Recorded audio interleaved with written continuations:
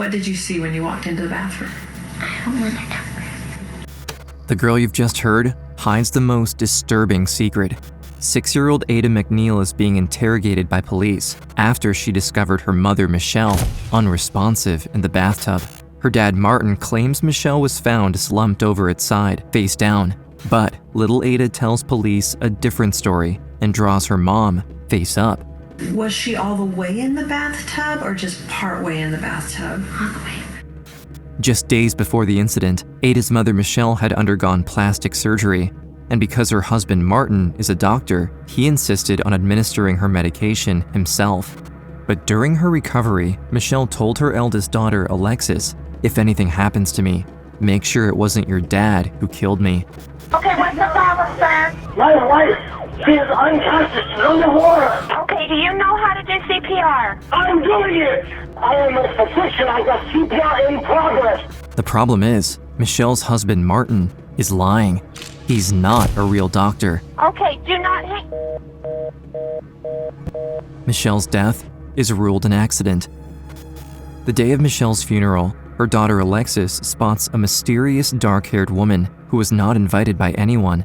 She appears sympathetic and supportive of Michelle's family, but what Alexis doesn't know is that this woman has been meeting with her father in secret, and that her mother's murder is only the first part of her father's master plan to get rid of his 8 children. No one would have uncovered what really happened to Michele McNeill if it wasn't for her daughter Alexis, who will stop at nothing to avenge her mother and take down her own father. It's 2007. 24-year-old Alexis McNeill is attending medical school at the University of Nevada, 500 miles away from her 7 siblings and loving parents, Michele and Martin. Their family home is in Pleasant Grove, Utah, a town just outside Salt Lake City, where her father is a successful surgeon and osteopathic physician. And all her life, she's wanted to follow in his footsteps. I just always wanted to be grown up so I could be a doctor and be like my dad and helping people. While Alexis is away at school, she remains in close contact with her family, calling her mother every day. But on April 11th, 2007, when she calls her mom, there is no response. This is unusual, as Alexis's mother, Michele, always answers her phone. At the same time, back home in Pleasant Grove, Alexis's father, Martin, leaves for work to go pick up his youngest daughter, Ada, from school. At first, when they arrive home, nothing appears out of the ordinary, until the 6-year-old girl goes to the upstairs bathroom. She walks inside and discovers a disturbing scene. Her mother is in the bathtub, and she isn't moving. Ada runs downstairs and tells her dad that something's wrong with mom. When Martin finds his wife unconscious in the bathroom, he immediately calls 911. This is 911. Can I help you? My wife, she is unconscious, she's underwater. Can you calm down just a little bit? Okay, sir, they're on their way. Is your wife breathing? She is not. I am a physician, I got CPR in progress. How old is your wife? My wife is 50 years old. Just had surgery. What kind of surgery did she have? Got a facelift. She had a facelift? Yes. Before we continue, we'd like to take a moment to thank this episode's sponsor, Cloaked, for helping us bring more incredible survival stories to light. Cloaked gave us a challenge. They asked us to enter our phone numbers into their site, and what we found was disturbing. The results revealed nearly 1,000 vulnerabilities tied to our personal data, showing just how exposed we really are online. At Unseen, we do our best to protect our online privacy and take measures to keep our information safe, but the online playing field isn't always level.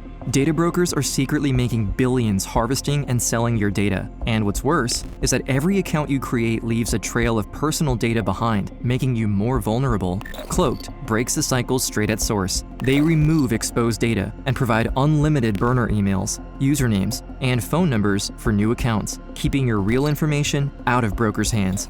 Go to the link cloak.com/unseen and enter your phone number for a free security scan to see if your SSN is for sale right now. The scan only takes a few seconds. The longer you wait, the more your information gets bought and sold. If you're ready to take it back, use cloaked.com/unseen to get 30% off any plan. And now, back to the case of Alexis Somers. Michele McNeill, only 8 days earlier, on April 3rd, had decided to undergo a facelift to the concern of her daughter Alexis. I said, Mom, you don't need that. You're beautiful. I mean, she was incredibly beautiful. Michele is a stay-at-home mom to Alexis and her other siblings. A former pageant queen, Michele is deeply involved in her local community as an active member of her church and a senior board member of the Utah Ballet. Growing up, Alexis fondly remembers her mother always coming to watch her dance classes and being there for her and her siblings no matter what. But when Michele turns 50 years old, her husband Martin noticed his wife's growing insecurities around aging and decided he would try and help her. Martin says, I would love to give you a facelift as a gift. This is something that will make you feel young again. 10 days after the initial consultation, and with the encouragement of her husband, Michele's surgery is booked. The procedure is scheduled during Alexis's medical school spring break, so that she can fly home to help her mother recover and nurse her back to health. April 3rd, 2007, Michele checks into the hospital as her procedure begins. The surgeons work on her for over 8 hours, and after the procedure, everything appears to have gone well. Michele is cleared to go home the very next day. During her spring break, Alexis stays at her family's home in Utah, making sure her mother's recovery goes smoothly. But the night before she returns to medical school, her mother tells her something she will never forget. She said, if anything happens to me, make sure it wasn't your dad. Alexis is stunned. She wonders if it's the pain medication talking, if her mother even knows what she just said. But Alexis can't shake the unsettling feeling left by her mother's odd statement, even as she heads back to school in Nevada. They dropped me off at the airport. I just remember looking back and seeing my mom and waving. Back in Pleasant Grove, Utah, just a few days after Alexis left her mother in seemingly good health, EMTs are now desperately attempting to save Michele's life, rushing her to the hospital. That's when Martin makes a phone call to his daughter, Alexis, and delivers her the news no child ever wants to hear. He said, your mom, she's in the tub. She's not breathing. I've called an ambulance. And then he hung up. And I just started driving to the airport, and I was just screaming. Shortly after arriving at the hospital, Michele McNeill is pronounced dead. She is taken to the medical examiner's office for an autopsy. Her death is ultimately ruled a result of natural causes. The report attributes her passing to a combination of heart inflammation and high blood pressure. The medical examiner's report indicated that Michele had died of myocarditis and hypertension, and it listed it as a natural cause of death. The whole family is in shock. Michele was healthy and only 50 years old. And when Alexis arrives back home, she immediately notices something is deeply wrong. I walked in my parents' room, and all of my mom's things that were in the room were now gone. April 14th, 2007, just 3 days after her death, Martin invites hundreds to gather at a church beside the Mount Timpanogos Temple to mourn the sudden and tragic loss of Michele. On the day of the funeral, that church house was full to the brim. However, there is one person at the funeral that no one seems to recognize, a young woman with long, dark hair. She's not a relative or a friend of Michele's, but before anyone can ask what her name is, Martin gets up to speak at the funeral. Lord, I thought I was your boy. Lord, I thought I was doing a good job. Lord, are you there? As the hours passed last night, the answer came to me. I've had such a good life. Martin's unsettling speech sets off even more alarm bells in Alexis's mind. And as she turns over the events of her mother's death in her mind, she has more and more questions about things that had once seemed fine, but now strike her as suspicious. After a surgery like Michele's, painkillers are usually prescribed by the doctor who performed the procedure. Since Martin is also a surgeon himself, he decided to manage his wife's medications. When Alexis arrives back in Pleasant Grove after her mom's death, she finds that the rest of the medication is missing. And when she confronts her father about it, he says that the police must have taken it with them during their investigation. Even though the autopsy concluded Michele's death was due to natural causes, Alexis is sure that there's more to it. Something isn't right. In the meantime, the whole community reaches out to Martin, offering support in the wake of his wife's sudden death. Though 4 of the couple's children are adults, they have their 4 younger girls between 6 and 16 years old still at home, 3 of whom had been adopted into the McNeill family from Ukraine. Martin needs all the help he can get around the house, as he is now raising all his children alone. That's when, just days after Michele's passing, Martin announces to the children that he's hired a live-in nanny to help around the house, and that her name is Gypsy Jillian Willis. The name sounds alarmingly familiar to Alexis. That's when the young woman recalls a disturbing conversation she's had with her mother. Just 2 months prior to the tragedy, Michele told Alexis she had suspicions that her husband was having an affair with a woman who had the exact same name. In fact, Alexis had been the one to help her mother secretly check Martin's phone. I figured out a way to get into his phone. There was a number that came up repeatedly, and it was in kind of bizarre hours, like 1 o'clock in the morning, 2 o'clock in the morning, and the name was Gypsy Jillian Willis. Alexis immediately confronts her father. She tells him that she knows the new nanny is the same person her mother was concerned about, and insists that she cannot be allowed to move in.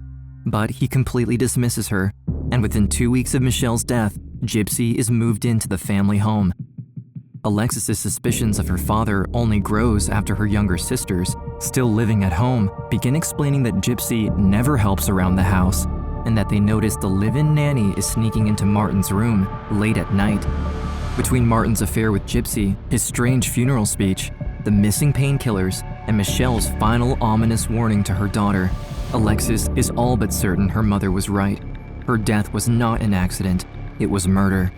I was the only one that knew this, so I needed to start figuring out what had happened and protect the rest of my family, because my dad was a killer. On the outside, Martin McNeill appears to simply be a grieving man mourning a tragic loss of his wife. But Alexis knows that her 4 younger sisters are in grave danger, and she heads over to the family home, determined to force her father to admit to everything. I said, I don't like Gypsy being there. I think you're having an affair with her, and I think you murdered Mom. Martin immediately becomes defensive. The argument escalates, and he ends up calling the police on his own daughter, claiming she is crazy and that she is harassing him. The cops, who know Martin as a respected doctor, don't question his claims. They then immediately escort Alexis out of the house before she can even put her shoes on. I looked crazy. I remember people looking at me. I couldn't even try to clean myself up. With no place left to turn, and fearing that no one will ever take her concerns seriously, Alexis brings her suspicions to her older sister, Rachel, who lives close by in Salt Lake City. My father underestimated my sister's love for me. She ended up believing it. And she said, if Alexis is kicked out of the family, then I guess I am too. Felt finally like this weight had been lifted off of my shoulders. Alexis and Rachel find another ally in their mother's sister, who reveals disturbing details about Martin's secret criminal past, which he had kept hidden from his children. Just prior to his marriage to Michele, Martin had been involved in several illegal money-making schemes, eventually being convicted and serving 6 months in prison for forgery and grand theft.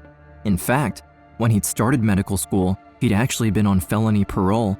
And as they dig deeper into their father's past, they continue to uncover more evidence that Martin isn't who he says he is. But it quickly becomes clear he won't go down without a fight. He begins bombarding his daughter with threatening texts. I will win every time, little girl. I have the power under the law. I will call the police next time. I am not afraid of you or your threats. And if either you or Rachel tries to hurt me, I will not hesitate to destroy you. He said, if you go to the police, if you do anything to defy me, you're going to live to regret this day.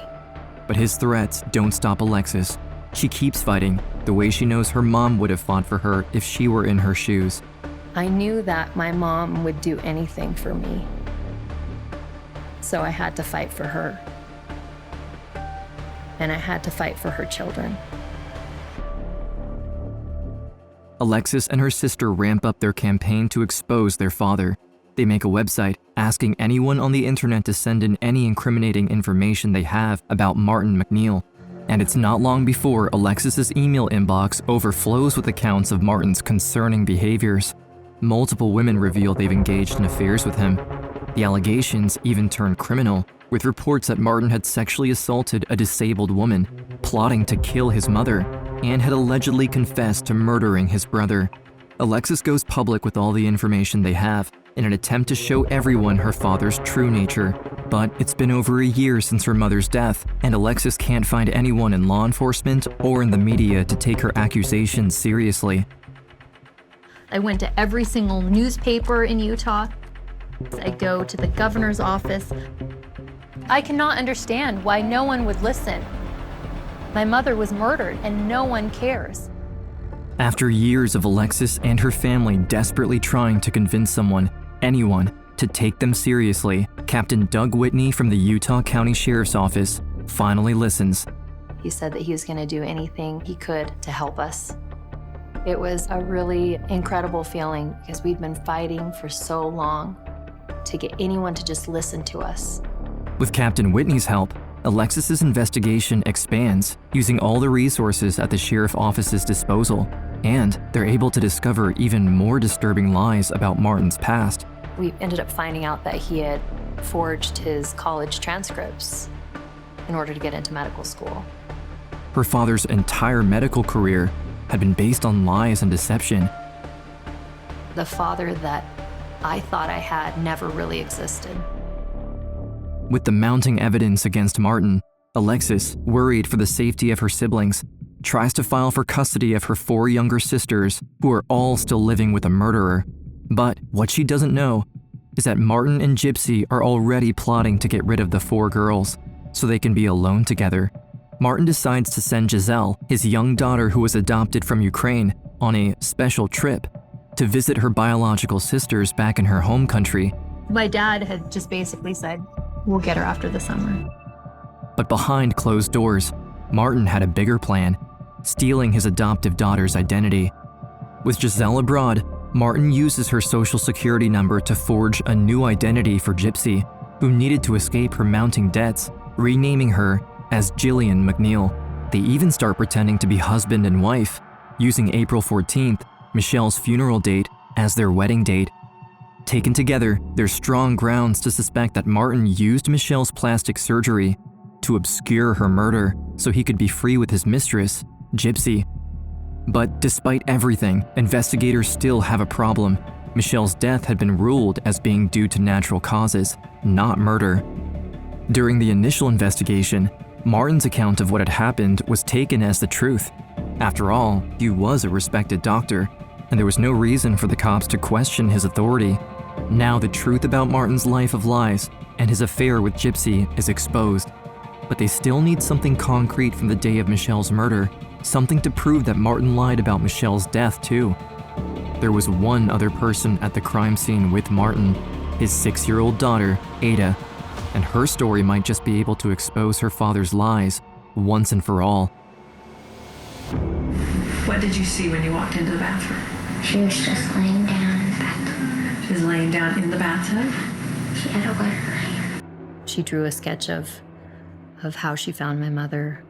Following the murder, Ada had drawn a picture of her mother that would become key to the investigation. The drawing shows her mom in the bathtub, lying face up. But Martin's description of how they found Michele was the opposite. He always claimed that Michele had been found with her head submerged in the water, lying face down. Was she all the way in the bathtub or just part way in the bathtub? All the way.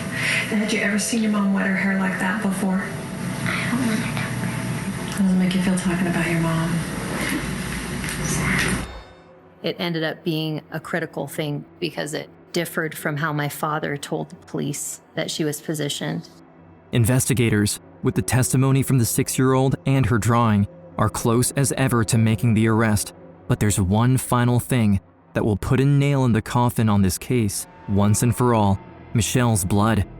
Though the initial autopsy had revealed nothing unusual, the secondary results years later reveal something troubling, especially given that Martin was in charge of her medication following the surgery. There were 4 drugs. Individually, they're dangerous, but collectively, they could be deadly. Finally, after years of fighting, in August of 2012, Alexis receives the phone call she's been waiting for. He said, "I just want to let you know, your father was just arrested for first-degree murder." of your mother. October 17th, 2013, 6.5 years after Michele's death, Martin McNeill is finally brought to trial for the murder of his wife. I just didn't want to disappoint my mom. Next witness. State calls Alexis McNeill. I was sitting by my aunts and my sister, and I just remember us squeezing each other's hands so tight. State of Utah, find the defendant as to count 1, murder.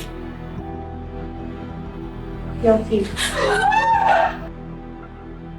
I burst into tears. I was sobbing. So many emotions. So much sadness, so much loss.